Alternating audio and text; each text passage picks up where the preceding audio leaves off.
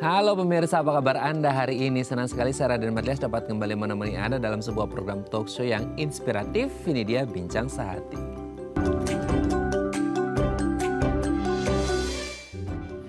Ya pemirsa, bagi Anda nih para ibu hamil ya yang sudah masuk ke bulan-bulan tua gitu ya. Sebentar lagi melahirkan sang buah hati yang ditunggu-tunggu sama Anda, pasangan Anda, keluarga besar Anda gitu ya. Pasti banyak deh persiapan yang dilakukan ya. Entah beli ini, beli pernak-pernik ini, banyak deh gitu ya persiapan. Tapi sebenarnya selain persiapan pernak-pernik, belanja barang-barang kebutuhan gitu ya, ada satu hal yang harus Anda persiapkan gitu ya, apalagi untuk first timer, ibu hamil yang baru pertama kali hamil gitu ya, dan aduh mau siap-siap lahiran pertama nih, apa nih yang harus disiapin. Anda harus tahu nih beberapa jenis kontraksi yang terjadi selama hamil dan jelang persalinan, karena bisa jadi beberapa kontraksi yang terjadi ini memiliki jenis-jenis yang berbeda dan tandanya apa. Nah, inilah topik yang akan kita bahas hari ini. Kita akan mengenali beberapa jenis kontraksi saat hamil atau jelang melahirkan ya, persalinan gitu ya. Nah, ngomong-ngomong tentang persalinan, kontraksi dan lain sebagainya, kita akan membahas terlebih dahulu beberapa mitos fakta seputar melahirkan. Kita lihat yang pertama pemirsa.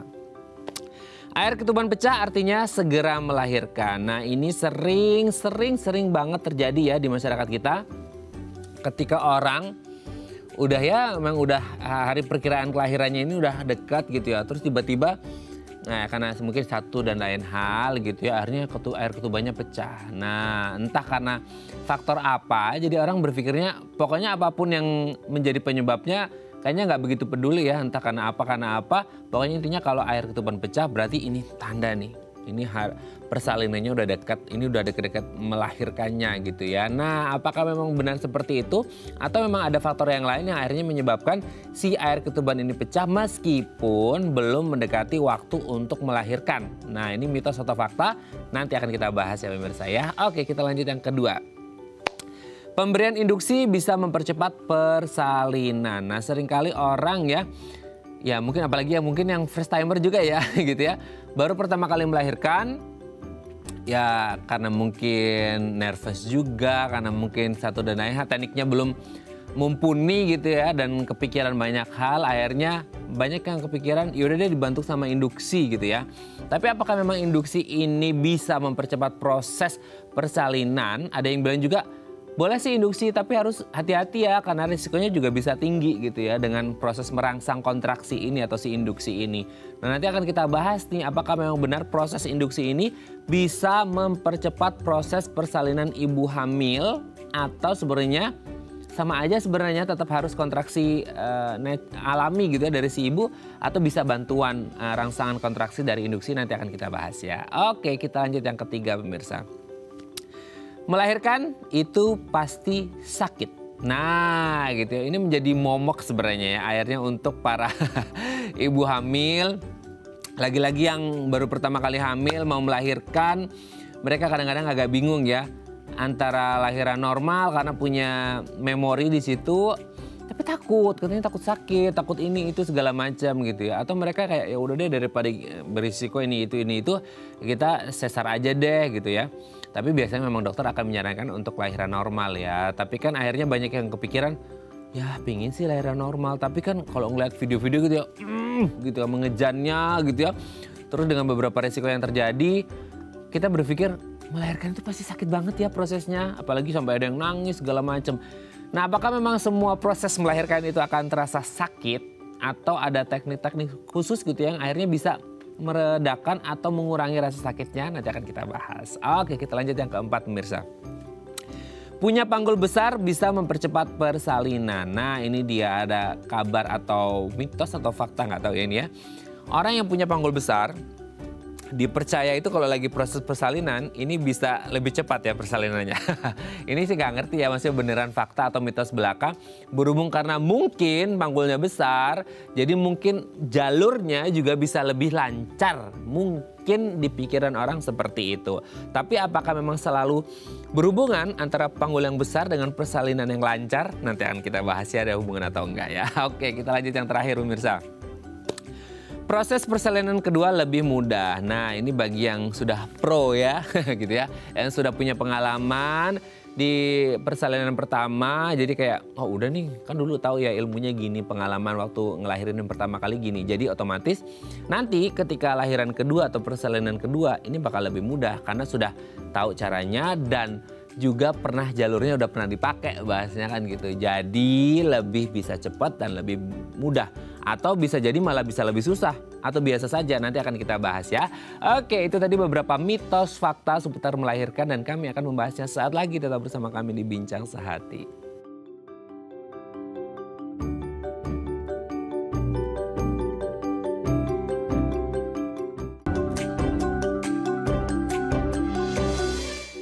Baik, Anda masih bersama kami di Bincang Sehati. Tadi di segmen sebelumnya pemirsa kita sudah membahas ya beberapa mitos atau fakta gitu ya seputar melahirkan. Nah gitu ya, jadi kalau Anda nih sekarang lahiran pertama gitu ya, sekarang lagi hamil pertama, bentar lagi mau ngelahirin nih, mau persalinan. Nah Anda harus simak baik-baik ya, jangan sampai kemakan omongan orang yang nggak benar gitu ya, ternyata itu mitos belaka malah jadinya nggak bagus ya untuk proses atau program hamil Anda dan proses persalinan Anda. Nah untuk membahas ini beneran fakta atau cuman isi mitos gitu ya.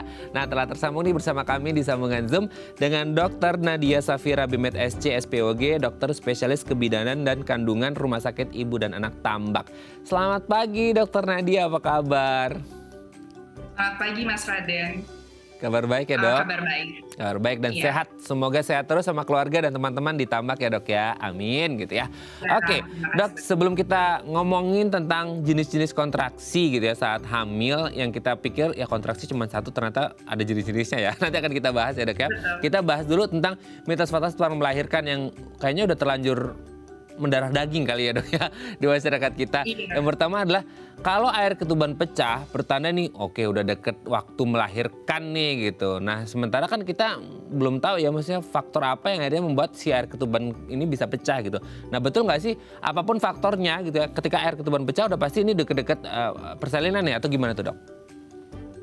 Jadi kalau ketuban pecah ini sendiri memang salah satu tanda melahirkan.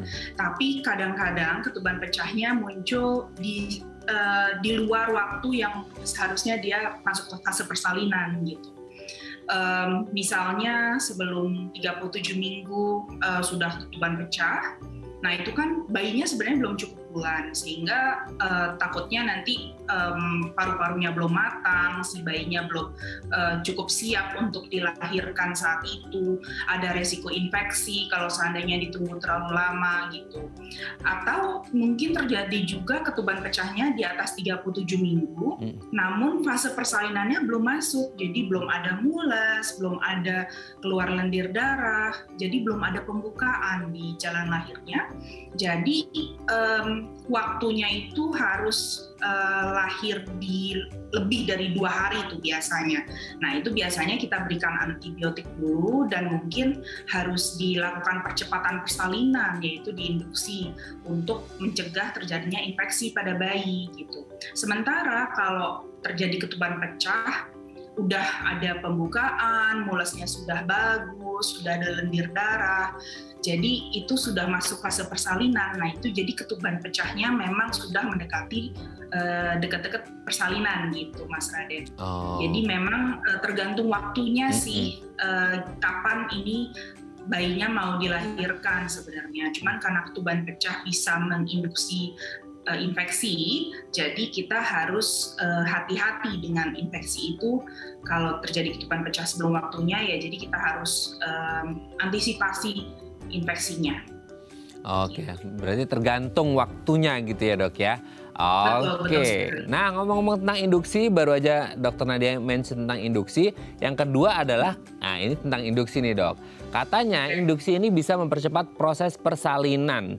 Nah ini gimana? Maksudnya bisa mempercepat apa memang untuk semua ibu yang mau melahirkan biar cepat ya udah induksi aja gitu, atau ya ini ya banyak orang kan karena mungkin satu dan lain hal ini ya udah induksi aja biar cepat gitu ya, dirangsang itu kontraksinya gitu, atau ya nggak bisa juga, itu case by case gitu atau gimana tuh dok?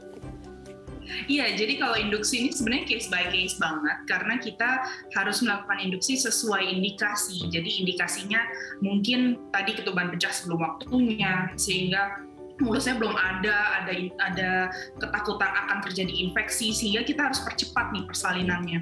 Jadi pengertian mempercepat persalinan adalah mempercepat si ibu untuk memasuki fase persalinan, bukan kemudian lahirannya lebih cepat, enggak. Tapi yang dipikiran orang kan kayak gitu, Dok. Iya, betul banget. Jadi kita pengen memunculkan mulesnya dan membuat ibu itu masuk ke fase persalinan lebih cepat. Tapi yang mulesnya lebih sama akan dialaminya, kemudian tetap mengalami pembukaan dari pembukaan 1, 2 sampai pembukaan 10. Jadi semuanya tetap akan dialami sama si ibu, tapi induksi ini hanya mempercepat si ibu untuk masuk ke fase persalinan. Tadi saya sudah sebutkan contohnya pada kasus ketuban pecah sebelum waktu persalinan, atau sudah lewat waktu nih Mas Raden, sudah lebih dari 40 minggu, 41 minggu bahkan, tapi belum ada juga nih mulesnya, lendir darahnya juga belum muncul juga. Akhirnya ya udah, kalau misalnya kondisinya sudah nggak baik, harus kita lahirkan, ya udah berarti kita tawarkan ke pasien untuk kita lakukan induksi persalinan gitu. Nah itu ya pemirsa ya, jadi bukan ujuk-ujuk ya, kalau bahasa Jermannya itu ujuk-ujuk dikasih induksi brol lahir, bukan ya. Tapi menuju ke proses persalinannya gitu ya. Jadi karena mungkin ya satu dan lain hal orang pada ketakutan, akhirnya ya udah induksi aja ya dok biar cepat. Bukan gitu ya definisinya induksi, bukan gitu. Ini diluruskan ya sama dokter Nadia ya hari ini, karena banyak yang mungkin ibu-ibu hamil takut gitu ya. Ya udah induksi aja deh dok biar cepat. Bukan gitu ya definisinya. Oke. Nah ngomong-ngomong tentang takut, ini juga ada hubungannya dengan yang ketiga nih dok. Melahirkan itu pasti sakit.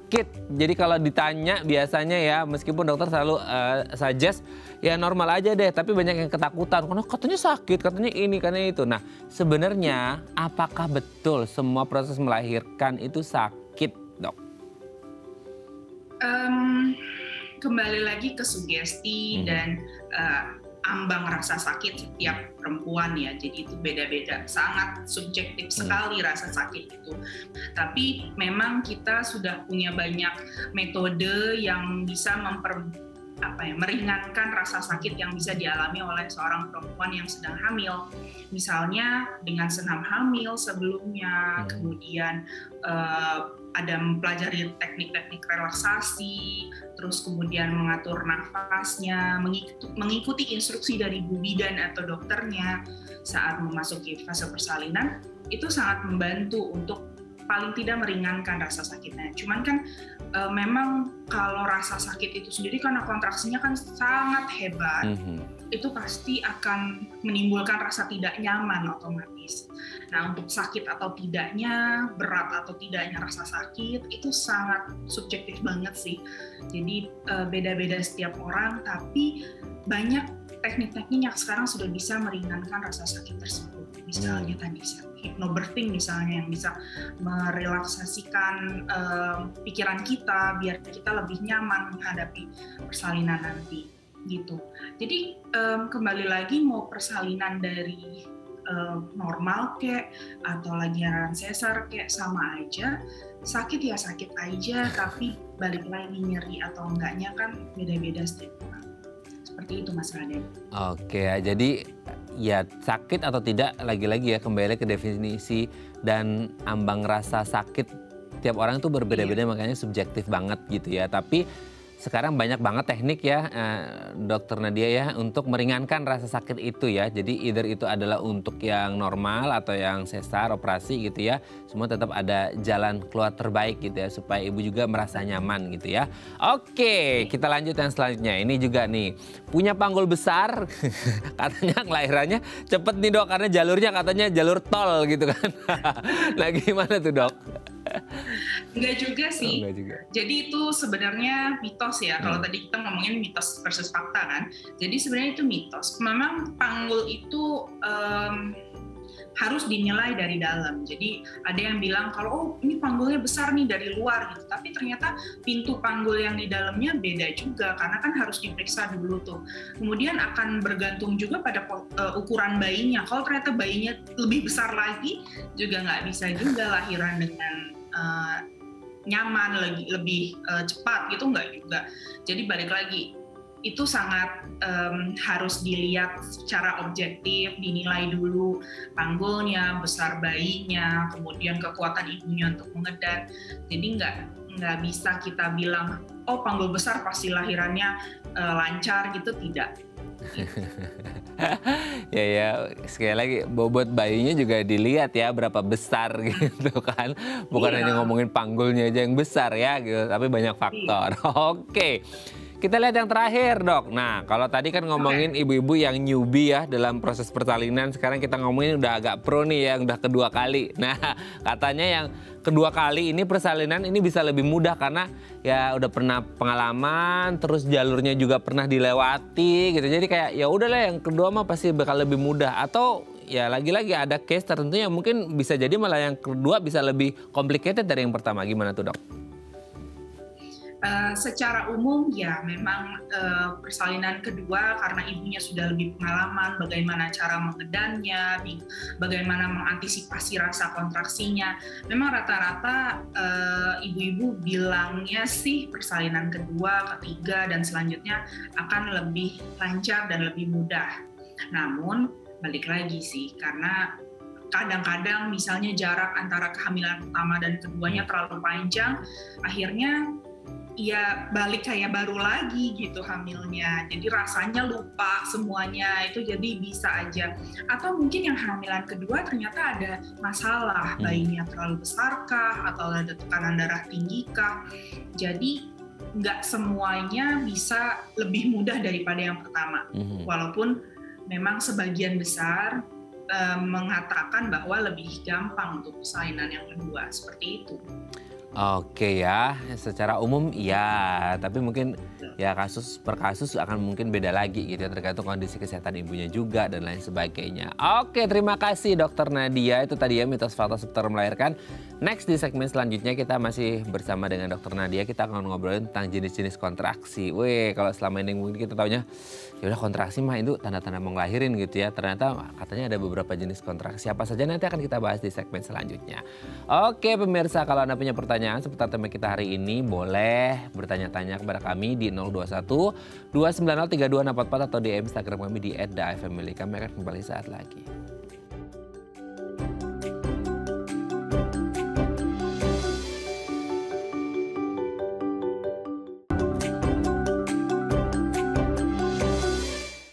Baik, Anda masih bersama kami di Bincang Sehati. Kita masih membahas tema kita hari ini. Kita akan mengenali beberapa jenis kontraksi saat hamil. Nah, kalau Anda punya pertanyaan, boleh bertanya di 021 290 3244 atau di Instagram kami di @daifamily. Kita masih bersama dengan Dr. Nadia Safira BMed SC SPOG, dokter spesialis kebidanan dan kandungan dari Rumah Sakit Ibu dan Anak Tambak. Dokter Nadia, kita lanjut lagi ya. Sebelum kita ngomongin tentang kontraksi, kontraksi ini kan akan menjadi salah satu ujungnya orang hamil ya, akan menjadi ujungnya orang hamil gitu. Tapi kita ngomongin hamilnya dulu deh. Hamil yang apa sih yang harus diperhatikan ketika ibu sedang hamil supaya hamilnya itu masuk kategori kehamilan yang sehat gitu, Dok?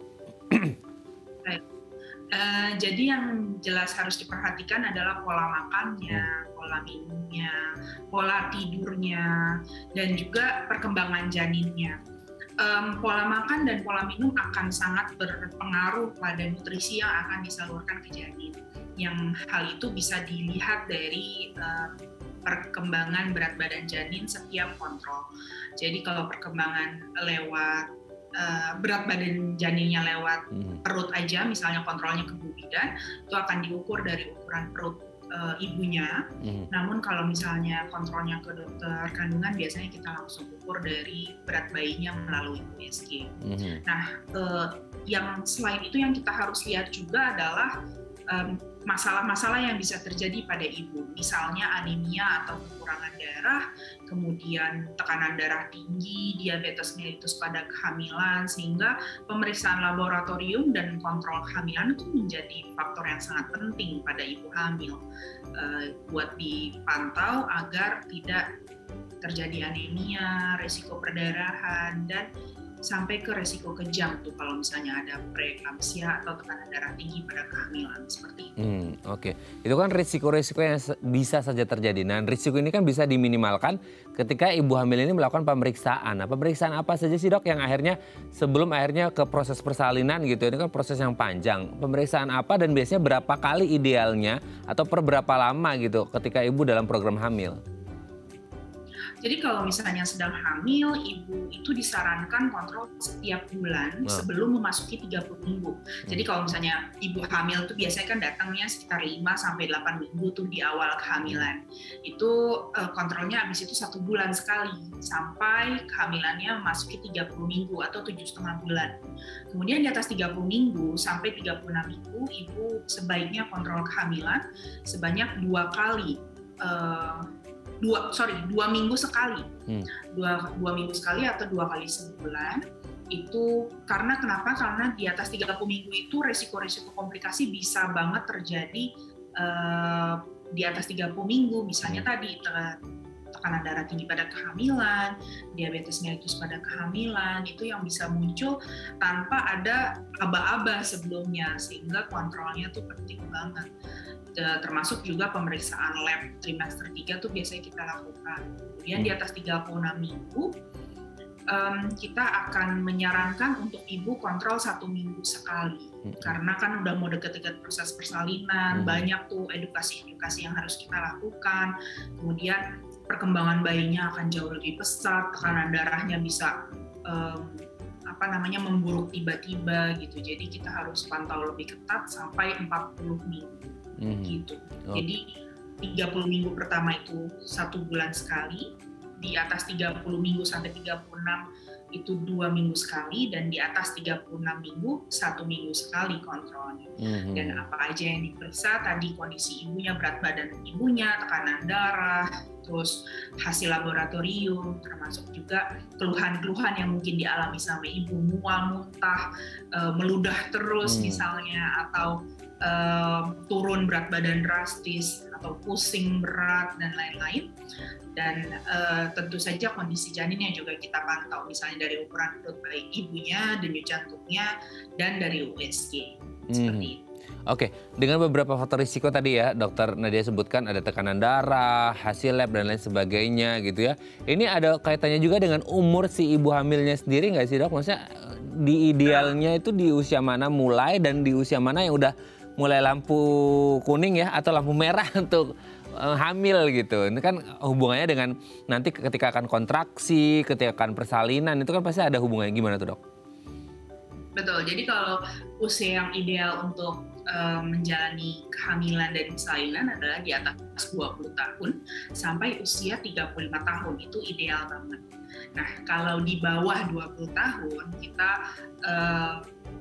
khawatir organ-organnya belum siap, kemudian kan badannya masih baru beralih nih dari remaja ke dewasa, kemudian masih menyesuaikan, kemudian organ-organnya juga belum tentu terbentuk sempurna, terutama organ reproduksi ya, juga kesiapan mental dan lain-lain. Sementara kalau di atas 35 tahun itu resikonya ada di tekanan darah tinggi dan diabetes mellitus pada kehamilan yang akan meningkat drastis di atas 35, dan juga adanya kemungkinan untuk kelainan kromosom pada janinnya yang bisa terjadi. Gitu. Jadi kalau kita ngomongin ideal sih pengennya ya 20 sampai 35 tahun ya hamilnya. Tapi kalau misalnya ternyata ya di bawah 20 tahun hamil nih, sudah memang menikahnya lebih awal, terus kemudian hamil, atau di atas 35 tahun oke, misalnya baru menikah kemudian hamil di atas 35, di atas 40, ya kita bisa dilakukan pemantauan yang lebih ketat, kontrol dengan pemeriksaan mungkin yang lebih menyeluruh seperti itu. Jadi lebih detail kalau di atas range ideal kan. Ya itu ya, idealnya kan 20 sampai 35 ya. Tapi mungkin ada beberapa kasus yang lain yang mungkin terjadi itu di luar kendali kita ya dok ya. Oke, nah untuk persalinannya sendiri, apa yang harus dipersiapkan sih sebenarnya jelang persalinan? Kan orang mungkin siapinnya ya beli baju, beli ini alat. Tapi kan itu oke lah, itu yang di luar itu ya. Tapi kalau ngomongin tentang persalinannya sendiri, apa yang harus dipersiapkan? Katanya malah justru salah satunya harus tahu kontraksi. Nah, apa yang harus dipersiapkan dan kontraksi itu katanya penting juga. Kontraksi itu sebenarnya apa gitu dok? Jadi kontraksi ini sebenarnya kondisi rahim yang mengencang atau mengeras secara teratur atau random saat lagi si ibu sedang hamil gitu. Tadi kan kita mau ngebahas nih jenis-jenisnya ya. Langsung aja boleh ya aku bahasnya. Boleh dong. Kalau kontraksi itu ada 3 secara umum. Yang pertama adalah kontraksi palsu atau biasanya disebut juga dengan Braxton Hicks. Itu yang biasanya muncul dari 20 minggu itu bisa terjadi gitu. Tapi rata-rata sih mungkin di atas 30 minggu lah yang dia bisa agak mulai sering gitu. Nah, kontraksi ini karakteristiknya adalah biasanya munculnya bisa random aja, nggak harus dari puncak atas perut atau bisa dari bawah, dari samping, bisa dicetuskan dari tendangan bayi atau misalnya ada terbentur sedikit, ibunya kecapean, itu bisa muncul kapan saja dengan tidak adanya durasi atau frekuensi yang teratur seperti itu. Jadi benar-benar muncul dan hilang dengan istirahat. Misalnya ibunya rileks, kemudian ibunya minum, dia akan hilang pelan-pelan sampai benar-benar rileks lagi semuanya.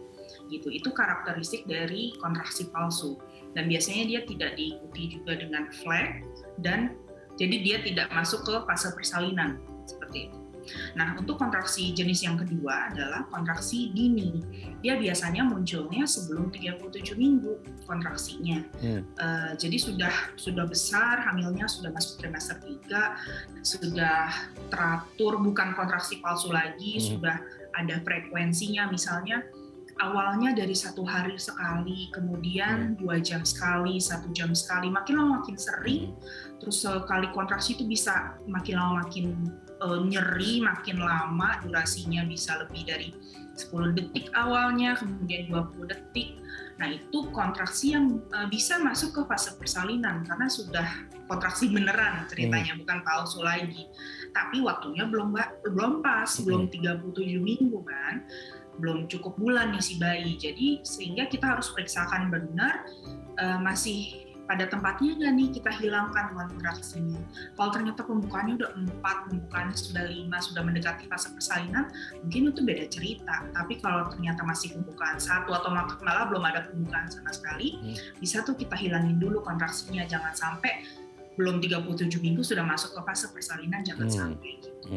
Nah, baru yang terakhir adalah kontraksi. Ditahan dulu boleh Dokter Nadia. Yang terakhir, ini karena kita harus break terlebih dahulu ya. Ini asik banget ya ngobrol sama Dokter Nadia. Kita ngomongin jenis kontraksi. Nanti kita akan lanjut lagi yang terakhir. Ini apa jenis kontraksinya setelah ada kontraksi palsu dan kontraksi dini ya. Nanti akan kita bahas, lanjutkan di segmen selanjutnya. Ini seru banget ya. Oke pemirsa, kalau Anda punya pertanyaan boleh di 021 290 3244 atau DM Instagram kami di @daafamily. Kami akan kembali saat lagi.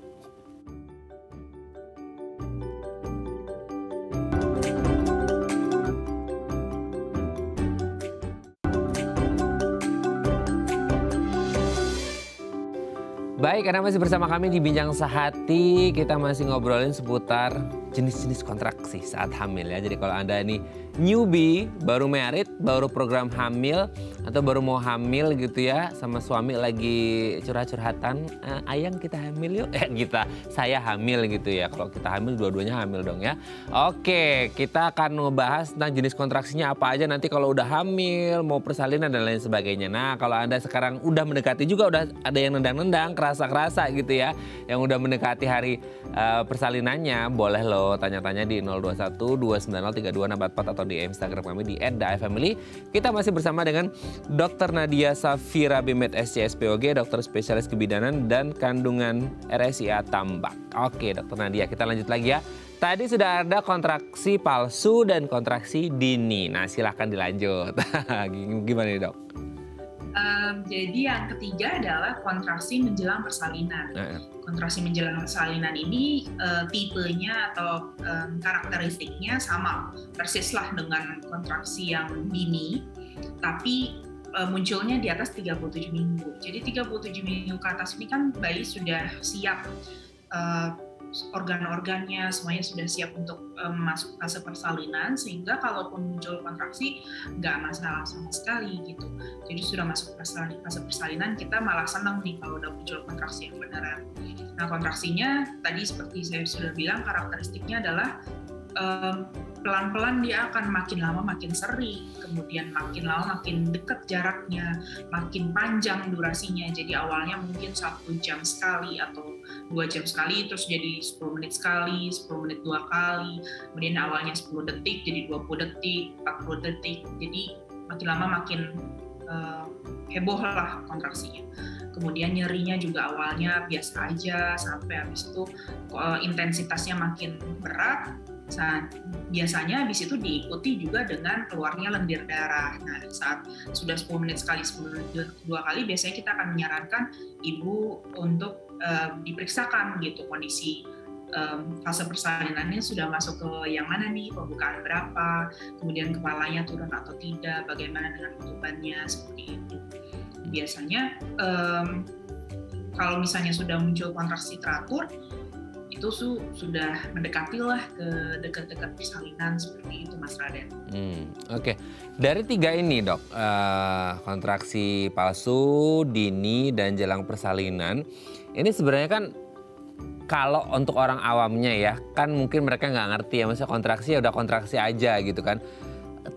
Ini berarti menandakan bahwa tidak semua kontraksi ini menuju ke udah deket-deket proses persalinan ya, kan ada palsu dan dini tadi itu dok.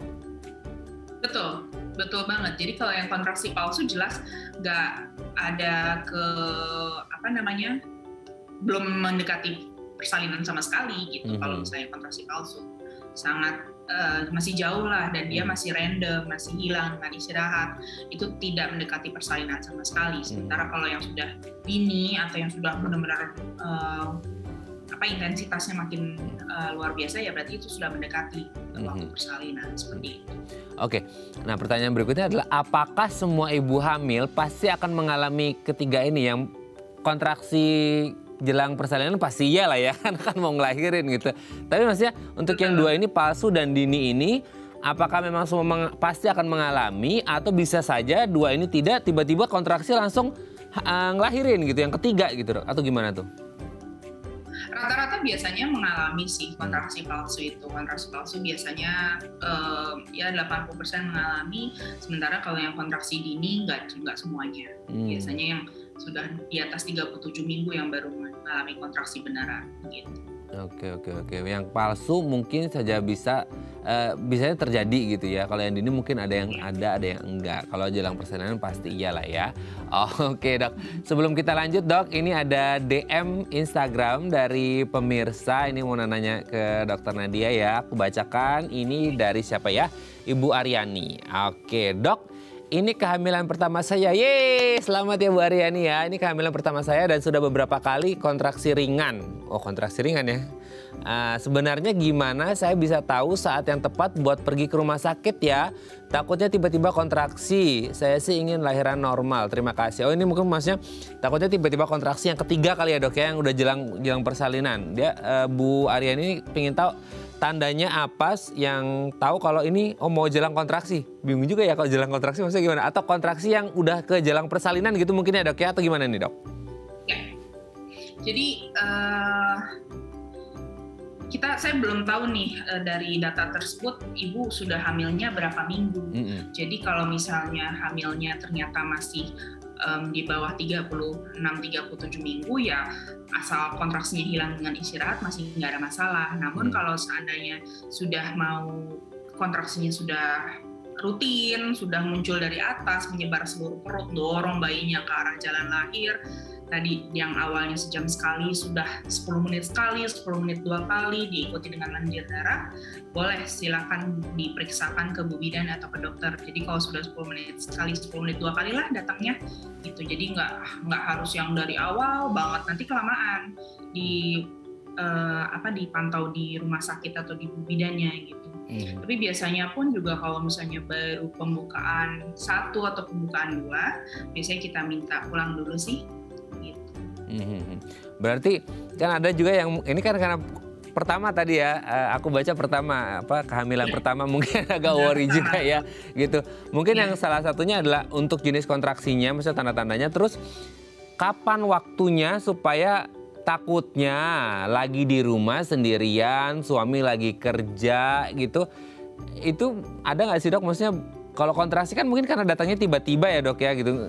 Tapi maksudnya ada nggak di berapa minggu udah harus standby, atau ketika ada apa ya udah langsung deh kayaknya standby di rumahnya, di kliniknya bu bidannya aja atau di rumah sakit aja gitu.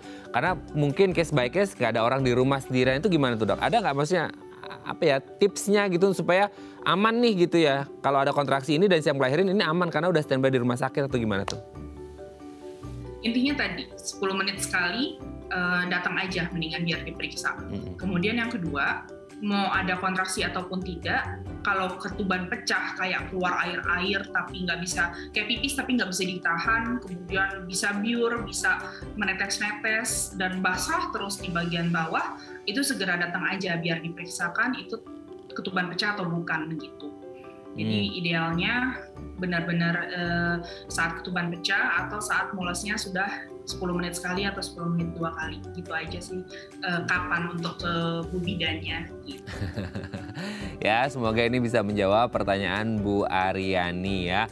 Tapi ini kalau kontraksi juga ya, mungkin ya ini untuk yang pertama kali mungkin dok. Ini minta tolong dijawab kalau memang ada jawabannya gitu dok. Ada hubungannya dengan emosionalnya, psikisnya juga nggak sih dok? Ketika kita ngomongin untuk apalagi yang untuk first timer ya, kontraksi itu bisa jadi yang kayak ini dahsyat loh dok gitu. Padahal mungkin biasa aja. Nah akhirnya terjadi benar-benar dahsyat gitu. Itu ada psikis juga bermain di situ atau gimana tuh dok? Iya banget, bisa banget. Jadi paling nanti kita evaluasi dengan ada rekam jantung janin dan kontraksi. Biasanya nanti untuk kita evaluasi apakah dia beneran kontraksi yang mau masuk ke fase persalinan atau bukan. Kemudian kita akan menjelaskan lagi, oh ini kontraksinya sebenarnya belum masuk ke fase persalinan kok, jadi ditunggu aja, di rumah aja, mendingan jalan-jalan atau olahraga dulu di rumah. Ditunggu kan lebih nyaman pasti nunggu di rumah ya untuk kontraksi yang beneran, bisa sambil dipijitin suami lah atau sambil muter-muter di dalam rumah, main jimbol misalnya itu. Jadi baiknya sih kalau ragu diperiksakan saja dulu. Nanti kita akan evaluasi itu mulasnya mulas beneran yang mau deket persalinan atau bener masih awal-awal sekali gitu. Oke, jadi benar-benar diperiksakan benar-benar supaya ya ini kondisinya benar-benar terrecord dengan baik ya. Nah ngomong-ngomong tentang kondisi dok, ada nggak sih hubungan antara kontraksi si ibu hamil dengan kondisi kesehatan selama program hamil atau selama kehamilan gitu dok?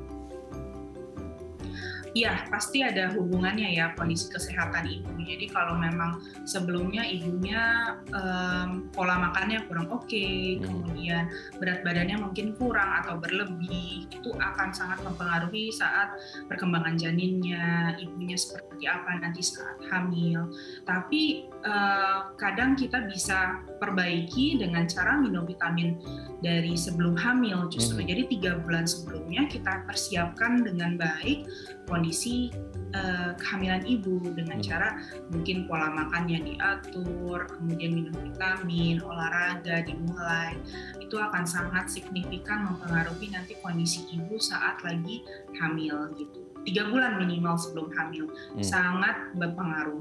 Karena biasanya kalau terutama ibu-ibu yang bekerja di kota besar itu kan mungkin pola makan atau olahraganya agak kurang baik, sehingga idealnya sih diperbaiki dulu gitu nanti pola pola hidupnya lah gitu sebelum hamil, sebelum merencanakan kehamilan. Oke. Mas. Ini ada hubungannya nggak dok dengan pola makan yang baru saja dokter Nadia sebutkan, pola makan, vitamin, olahraga, gerak dan lain sebagainya dengan yang tadi ya ada 3 jenis kontraksi kan katanya kontraksi yang palsu pasti akan terjadi sama yang jelang ke persalinan. Dini tidak semuanya bisa terjadi. Nah ini ada atau tidaknya si kontraksi dini juga dipengaruhi juga dari yang pola makan, vitamin dan lain sebagainya itu dok? Bisa, jadi kurang aktivitas atau kurang misalnya untuk nutrisinya sendiri, kurang protein, misalnya kurang minum, itu juga bisa mempengaruhi terjadinya kontraksi gitu. Bisa banget sih. Oke, jadi memang semua ya, hamil itu tidak hanya ngomongin tentang punya anak aja, tapi persiapannya itu panjang dan matang gitu ya. Karena ini bukan anak si ibu aja, ini anak si suami juga gitu ya, anak keluarga itu harus dipersiapkan dengan baik. Oke, hari ini kita ngerti ya, jadi ada 3 jenis. Apa pemirsa? Palsu, dini, dan jelang persalinan. Oke, dokter Nadia sudah terjawab ya A sampai Z seputar kontraksi yang selama ini kita pikir ditendang-tendang segala macam itu kontraksi udah mau lahiran, ternyata ada 3 jenisnya ya. Oke, next kita akan ngebahas tentang tips ya. Kalau jelang kontraksi mau persalinan pasti ada salah satunya mengejan. Nanti kita akan membahas tips mengejan yang baik itu seperti apa di segmen selanjutnya. Oke, pemirsa 021 290 3244 atau di Instagram kami di @dafamily. Kalau Anda punya pertanyaan, kami akan kembali saat lagi.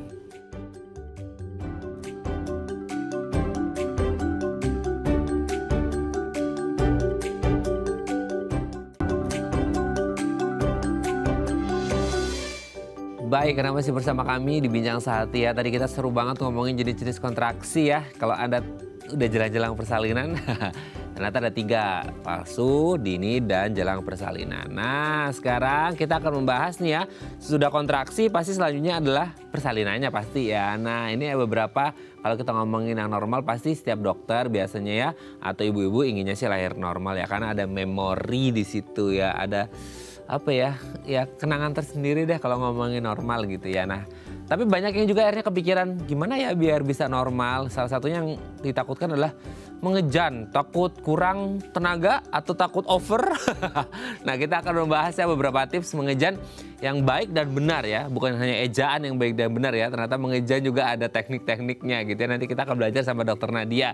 Dok, yang pertama katanya kita harus mengambil napas dalam-dalam sebelum dan sesudah mengejan. Itu gimana dok? Betul seperti itu atau caranya gimana tuh?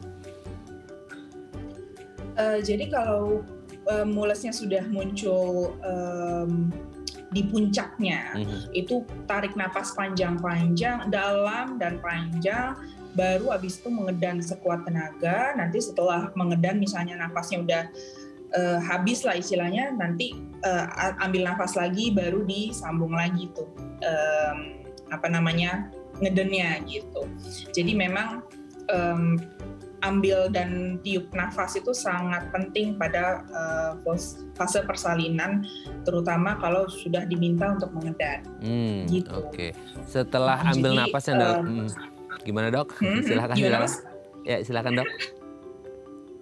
Jadi kalau misalnya kita sudah di puncak kontraksi, disarankan untuk mengambil nafas dalam dan panjang, baru habis itu mengedan. Sebenarnya sih prinsip utamanya adalah ikutin aja instruksi dari ibu bidan atau dokternya. Dia akan dipandu bagaimana ibu benar-benar harus mengambil nafasnya kapan, kemudian buang nafasnya kapan, ngedennya kapan, seperti itu. Ikutin aja ya, ngurutin dokter atau bidannya. Kan nggak mungkin ya sambil mau ngelahirin persalinan sambil buka YouTube kan, instruksi kan nggak mungkin ya dok ya. Gitu ya, pokoknya ikutin aja instruksi dari dokter atau bidannya. Oke, yang selanjutnya juga tidak kalah penting adalah posisi yang nyaman. Nyamannya ketika persalinan itu setiap orang berbeda atau emang ada standarnya dok? Duduk posisinya atau gimana tuh? Sebenarnya sih posisi nyaman setiap orang beda-beda banget ya. Kalau misalnya dari standar dari Collegium Obstetricia sendiri, kita nggak menentukan harus posisinya gini nih. Kan biasanya kita memang rata-rata pada ngangkang gitu ya istilah posisinya. Kemudian pahanya dibuka, kemudian jadi nanti mengendannya tuh benar-benar diangkat kepalanya saat melihat ke arah perut gitu. Nah itu yang sebenarnya nggak standar kok. Jadi bisa aja ada yang posisinya sambil berlutut misalnya, atau bukan berlutut, apa sih namanya, kayak tangan sama pahanya tuh di kasur, jadi dia sambil posisinya nungging gitu. Nah itu bisa juga seperti posisinya. Nah tapi nggak standar, nggak standar. Dan tergantung lagi, balik lagi ke kenyamanan ibunya. Kan posisi kayak gitu kan pegel juga kan. Nah. Jadi ibunya awal-awal akan diminta, ibu maunya posisinya nyamannya seperti apa? Apakah miring ke kiri, miring ke kanan? Itu tergantung ibu gitu. Kalau misalnya mengejan sambil miring ke kiri pun nggak masalah banget. Yang penting ibunya paling enak posisinya seperti itu. Ternyata kemajuan bayinya tuh turunnya lebih nyaman, lebih oke di posisi miring ke kiri, itu juga nggak masalah. Nggak masalah ya dok ya. Jadi kita nggak ada standar yang wajib banget. Okay. Sesuaikan dengan ya porsi masing-masing nyamannya kayak mana gitu ya. Nah untuk tenaga dok, kan kita selalu pikirannya tenaga itu, ayo kurangkan kuat-kuatnya gitu. Apakah emang selalu kuat gitu atau up and down sesuai arahan dari dokter sih dok, atau gimana tuh kalau untuk tenaga sendiri? Tenaga sendiri mengejannya harus saat lagi kontraksi. Nggak boleh pas lagi nggak ada kontraksi. Kalau nggak ada kontraksi, mengejan itu yang ada capek doang dapetnya. Nggak lahir-lahir bayinya. Jadi memang kontraksi didesain sedemikian rupa untuk membantu ibu untuk bersalin kan. Sehingga kalau misalnya pembukaannya sudah lengkap, jadi jalannya udah ada untuk bayinya keluar, kontraksi akan membantu si ibu untuk melahirkan bayinya, tapi ibunya mendorong dengan cara mengejar. Gitu. Kalau kita tegang itu ikut juga mengganggu ya dok ya? Kalau kita tegang ya dok ya? Iya banget, karena kan otomatis nafasnya jadi kurang baik kan. Nafas yang dibutuhkan untuk isi ibu mengejar kurang baik, nggak maksimal sehingga mengedarnya gitu. Jadi kalau bisa rileks, santai, karena Anda sedang menantikan si buah hati yang Anda sayangi dan dinantikan selama ini. Jadi jangan tegang, nanti malah susah bersalinannya ya. Oke, terima kasih Dokter Nadia sudah berbagi bersama kami pagi hari ini di Bincang Sehati. Semoga yang mau punya baby, mau lahiran dilancarkan, semoga bisa normal, ibu dan bayinya lahir dalam keadaan sehat walafiat gitu ya, dan tumbuh menjadi anak yang sehat. Terima kasih Dokter Nadia, sehat selalu, salam untuk keluarga di rumah dan teman-teman di Rumah Sakit Ibu dan Anak Tambak. Selamat pagi Dokter Nadia, selamat kembali beraktivitas. Terima kasih kembali Mas Raden, selamat pagi. Selamat pagi. Oke pemirsa, itu tadi perbincangan kita dengan Dokter Nadia, semoga bermanfaat ya. Saya Raden Matias pamit, sampai jumpa dan selamat beraktivitas.